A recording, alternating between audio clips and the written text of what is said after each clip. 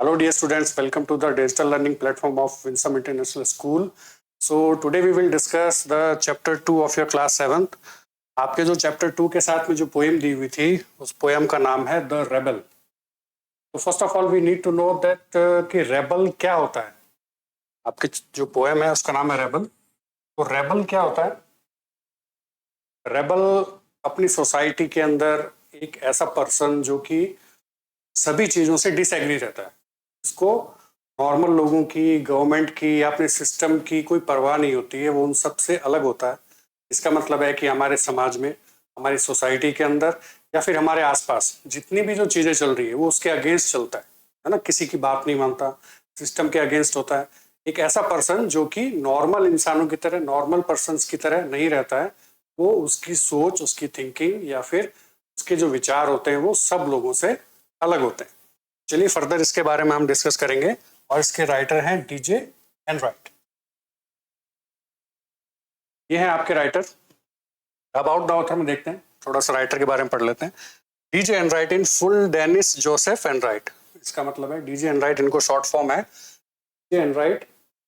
इनका full form of name है Dennis Joseph Enright, जिनका बोर्न, जहां पे ये कहाँ जिनका जन्म हुआ था, मार्च 11 को 1920 में लेमिंगटन, वॉरविकशायर, इंग्लैंड के अंदर इनका जन्म हुआ था. और इनकी डेथ कब हुई थी? दिसंबर 31, 2002, लंदन के अंदर. जो कि कौन थे? ब्रिटिश पोएट थे. ब्रिटिश मतलब एक ब्रिटिश लेखक थे और नॉवलिस्ट थे, नॉवेल्स लिखा करते थे और एक टीचर भी थे. अब देखिए इसके बारे में, आपको रेबल के बारे में थोड़ा सा और बताया गया है. Do you know anyone who always disagrees with you and your friends? क्या आप ऐसे किसी पर्सन को या फिर ऐसे किसी एक आदमी को जानते हैं जो कि आपसे और आपके फ्रेंड से हमेशा डिसएग्री रहता है? आप चाहे कुछ भी उसको बोल दो, चाहे आप उसको कुछ भी करने के लिए कह दो, लेकिन वो उससे हमेशा अगेंस्ट रहता है, उससे डिसएग्री रहता है, कभी भी उस चीज से एग्री नहीं करता है. और likes to do the opposite of what everyone thinks they should do. या फिर जो चीज हम करते हैं या फिर जो चीज सोसाइटी कर रही है वो हमेशा क्या करता है? उससे अपोजिट ही करता है. उसको वो चीजें अच्छी नहीं लगती है जो कि नॉर्मल लोग कर रहे हैं.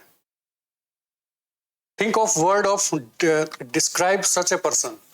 अब जो रेबल वर्ड दिया गया है, जो आपकी पोएम का नाम है, इसको हम कैसे अपने वो डिस्क्राइब करेंगे, कैसे उस पर्सन के बारे में ज्यादा जानेंगे. Discuss with your partner some of the things such a person generally does.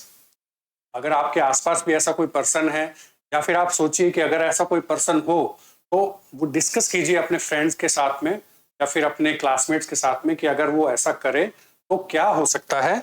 Such a person generally does. Now read the poem. अब हम क्या करेंगे? पोएम पढ़ेंगे. When everybody has a short hair.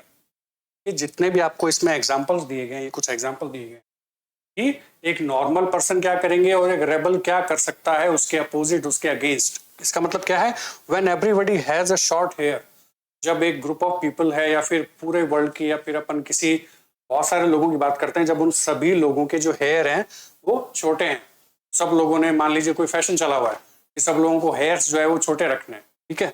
The rebel lets his hair grow long. लेकिन वो rebel क्या करेगा? उसका अपोजिट करेगा. वो क्या करेगा? अपने बालों को लंबा रखेगा. उसको कटवाएगा नहीं, उसको शॉर्ट नहीं करेगा, वो उसको लंबा रखेगा.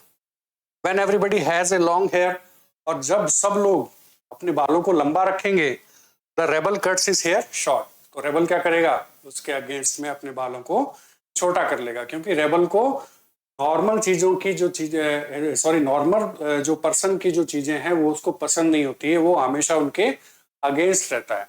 तो सबसे पहले जब हम लोग अपने बालों को छोटा रखेंगे तो वो उसको लंबा कर लेगा, और जब हम अपने बालों को लंबा करेंगे तो वो उनको छोटा कर लेगा.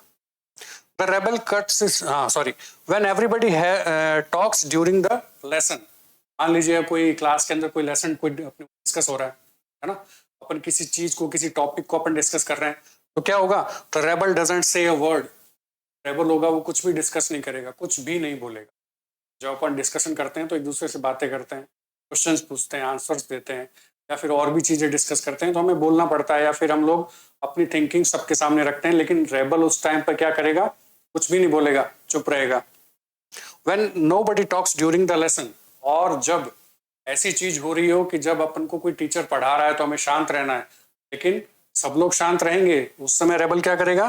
The rebel creates a disturbance, और रेबल क्या करेगा? सबको डिस्टर्ब करेगा, वो बोलेगा, बातें करेगा, सबको डिस्टर्ब करेगा। तो ये कुछ एग्जांपल्स हैं, आगे भी कुछ हैं जिससे हमें पता चलेगा कि क्या हो रहा है कि सब चीजें जो है वो रेबल एक दूसरे के अगेंस्ट कर रहा है और वो सबको डिस्टर्ब करता है या फिर सबके अगेंस्ट रहता है, वो सबसे डिसएग्री रहता है। When everybody is praising the sun, जब क्या होगा कि सब लोग सन को प्रेज कर रहे होंगे। सन को प्रेज करने का मतलब जब सब लोग ये चाह रहे होंगे कि आज सूरज निकलना चाहिए, इसका मतलब है कि जब बहुत ज्यादा बाहर या तो ठंड पड़ रही होगी या फिर ऐसा हो रहा कि रेन हो रही होगी, जब सब लोग चाह रहे होंगे कि अब बस अब खत्म, अब तो सन आ जाना चाहिए, उस समय क्या है वो रेबल क्या सोचेगा? The rebel remarks on the need of rain. क्या सोचेगा?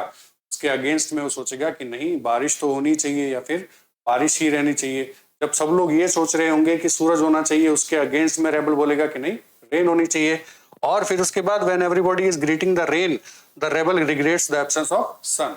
और जब सब लोग ये चाह रहे होंगे, क्या चाह रहे होंगे कि अब तो बारिश आ जानी चाहिए, भाई बहुत गर्मी पड़ रही है या फिर जैसा भी है, तो जो रेबल क्या करेगा? वो रिग्रेट करेगा कि बारिश क्यों आ रही है, अब तो सन ही होना चाहिए।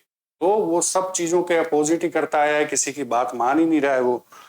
When everybody goes to the meeting, the rebel stays at the home and reads the book. और जब सब लोग बाहर जा रहे होंगे, किसी मीटिंग के लिए जा रहे होंगे, तो उस समय रेबल क्या सोचेगा? रेबल क्या करेगा? वो घर पे रहना पसंद करेगा, जैसे बुक्स को पढ़ना पसंद करेगा घर पे रुक करके। और when everybody stays at home and reads the book, the rebel goes to the meeting. और उसके अपोजिट जब भी सब लोग, पूरे समाज के लोग या फिर एक ग्रुप ऑफ पीपल जहां पे वो रहता होगा या जो भी कुछ करता होगा, तो वो ग्रुप ऑफ पीपल चाहता होगा कि चलो हम घर पे रुकेंगे या फिर बाहर नहीं जाना है, घर पे रुकेंगे, आराम करेंगे, शांति से बुक पढ़ेंगे, उस समय रेबल क्या बोलेगा? The rebel goes to the meeting. Rebel बोलेगा कि नहीं, बाहर चलेंगे, मीटिंग करेंगे या फिर चलते हैं किसी से, ये सब। तो शुरू से अब तक हम यही पढ़ते आए हैं, क्या पढ़ते आए हैं कि हर जो चीज जो सोसाइटी करती है या फिर उसके जो फ्रेंड्स उसको जो बोल रहे हैं, उसके आसपास के लोग उसको जो बोल रहे हैं, वो जस्ट उसके अगेंस्ट में, उसके अपोजिट चलता है या फिर उसके अपोजिट बातें करता है। When everybody says yes please, the rebel says no thank you. और जैसे किसी को कुछ चीजें दी जा रही है, जैसे किसी को ऑफर हो रहा है, अपन किसी को कुछ फूड अपन पूछ रहे हैं, किसी को कोई फूड अपन दे रहे हैं, तो जब सब लोग बोलेंगे कि हाँ मुझे दे दीजिए या फिर यस प्लीज, वो यस बोलते हैं, तो उस समय आपको पता चल गया अब रेबल क्या बोलेगा? रेबल बोलेगा कि नो थैंक यू, कि नहीं भाई ये तो नहीं चाहिए। और क्या होगा? When everybody says no thank you, the rebel says yes please.